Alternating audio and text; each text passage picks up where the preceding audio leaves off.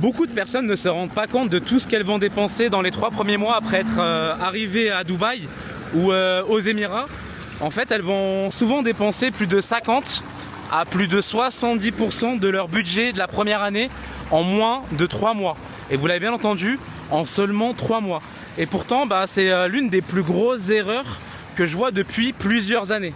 En fait, vous avez des personnes qui vont préparer leur budget et elles vont calculer uniquement leurs futures dépenses mensuelles, à savoir le loyer, les courses, les sorties, mais elles oublient les dépenses qui arrivent dans les premières semaines, à savoir par exemple le loyer qui peut être payé souvent une année à l'avance, ou même le prix du visa et l'ouverture d'une société pour certains.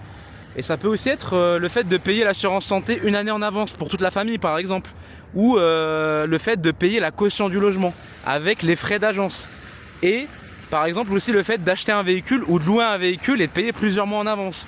Et il y a plein d'autres dépenses justement, comme par exemple l'ameublement de la maison ou de l'appartement par exemple, le fait de déposer justement le dépôt de garantie de l'eau et de l'électricité aussi.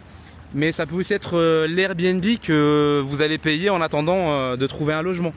Et pour certaines familles, c'est aussi le fait de payer l'école une année en avance, voire plusieurs mois en avance. Et donc j'ai vu beaucoup de personnes arriver avec un budget qu'elles pensaient largement suffisant. Puis elles se sont retrouvées en grosse difficulté financière seulement quelques semaines après. Et justement, mon conseil aujourd'hui, il est simple. C'est lorsque vous préparez votre expatriation, ne vous demandez pas seulement combien vous allez dépenser chaque mois.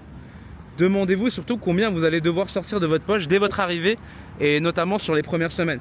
Parce que c'est souvent vos 3 premiers mois qui vont déterminer si votre expatriation commence sereinement ou dans le stress.